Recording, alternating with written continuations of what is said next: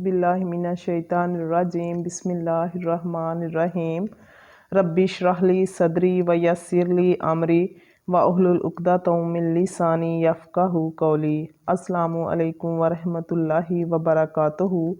आज जो हमने कल डिस्कस किया था पर्दे के अहकाम के बारे में, वही टॉपिक को कंटिन्यू करते हैं। और सूरत अहज़ाब में इरशाद है, अल्लाह ताला मर्दों से इरशाद फरमा रहे हैं कि जब तुम औरतों से कोई चीज़ मांगो तो पर्दा के बाहर से ही मांगा करो। सूरत अहज़ाब में अज़वाज मुतहरात के साथ मुसलमानों की औरतों को भी पर्दे का हुक्म दिया गया है।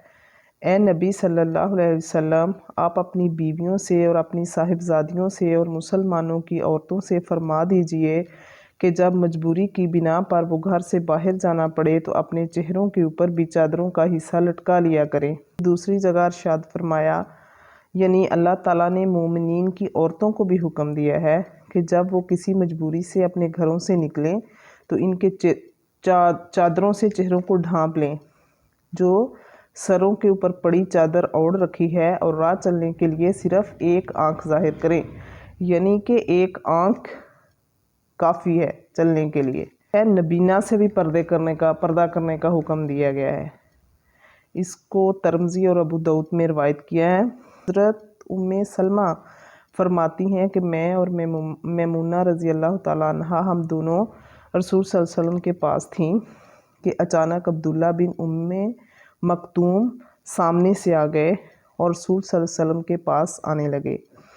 चूँकि अब्दुल्ला रज़ी अल्लाह ताला अन्हा नबीना थे, इसलिए हम दोनों ने इनसे पर्दा करने का इरादा नहीं किया और ना इसी तरह अपनी जगह बैठी रहीं। रसूल सल्लल्लाहु अलैहि वसल्लम ने इरशाद फरमाया कि इनसे पर्दा करो। मैंने अर्ज़ किया, ए अल्लाह के रसूल, क्या वो नबीना नहीं है? हमको तो वो नहीं देख रहे हैं। इसके जवाब में रसूल सल्लल्लाहु अलैहि वसल्लम ने इरशाद फरमाया, क्या तुम दोनों भी नबीना हो?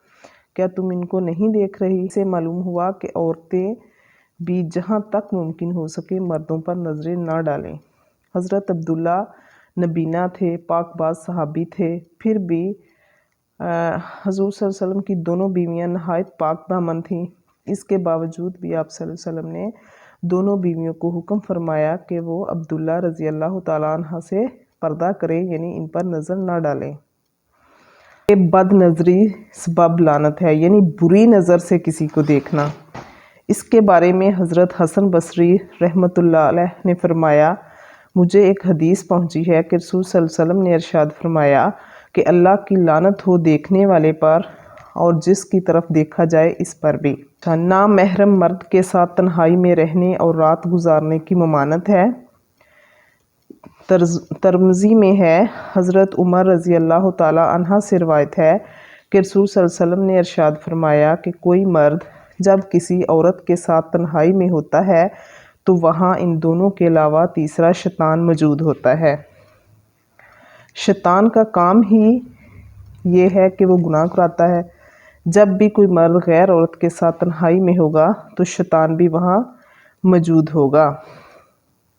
इसीलिए हुज़ूर सल्लल्लाहु अलैहि वसल्लम ने सख्ती के साथ गैर महरम के साथ तन्हाई में रहने की ममानत फरमाई है। आगे एक हदीस मुस्लिम से है, हज़रत जाबर रज़ी अल्लाह ताला अन्हा से रवायत है कि रसूल सल्लल्लाहु अलैहि वसल्लम ने इरशाद फरमाया कि ख़बरदार, कोई शख्स हरगिज़ किसी बेशोहर वाली औरत के पास रात ना गुजारे, यानी जिसका शोहर नहीं है उसके पास मर्द अकेले में रात ना गुजारे, इल्ला ये कि ऐसा शख्स हो जिसने इस औरत से निकाह कर लिया या इसका महरम हो। इस हदीस में बहुत सख्ती के साथ इस चीज़ की ममानत की गई है कि कोई मर्द अपनी बीवी या महरम औरत के अलावा किसी गैर महरम के पास रात ना गुजारे। आगे है मर्द का मर्द से और औरत का औरत से कितना पर्दा है। मुस्लिम की हदीस है, हज़रत अबू सईद रज़ी अल्लाह ताला अन्हा से रवायत है कि रसूल सल्लल्लाहु अलैहि वसल्लम ने इरशाद फरमाया कि कोई मर्द किसी मर्द की शर्मगाह को ना देखे और ना कोई औरत किसी औरत की शर्मगाह को देखे, और ना नंगे होकर दो मर्द एक कपड़े में लेटें और ना दो औरतें एक कपड़े में नंगी होकर लेटें। इस हदीस से मालूम हुआ कि जिस तरह औरत का मर्द से पर्दा है, اسی طرح عورت کا عورت سے بھی پردہ ہے، لیکن پردوں میں تفصیل ہے۔ ناف سے لے کر گھٹنوں کے ختم تک کسی بھی مرد کو کسی مرد کی طرف دیکھنا بھی حلال نہیں ہے، اور اسی طرح عورت کو عورت کے سامنے ناف سے لے کر گھٹنوں کے ختم ہونے تک بھی دیکھنا حرام ہے۔ اچھا، شوہر کے سامنے کسی دوسری عورت کا حال بیان کرنے کی بھی ممانعت فرمائی ہے۔ اس کو بھی مسلم کی حدیث میں ہے۔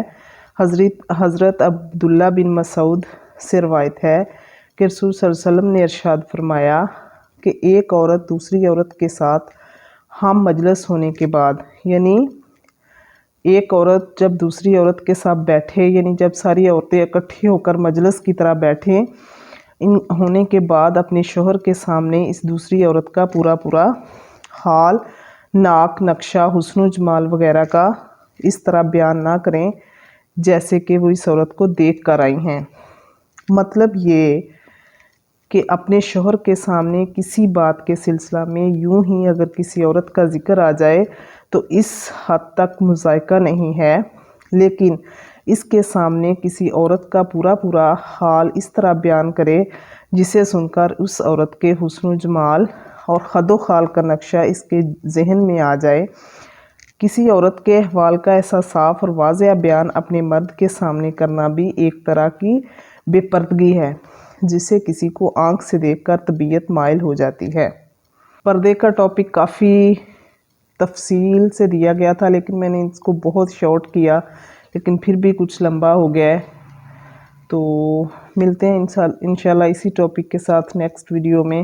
اللہ ہم سب کا حامی و ناصر ہو۔ ربنا تقبل منا انک انت السمیع العلیم۔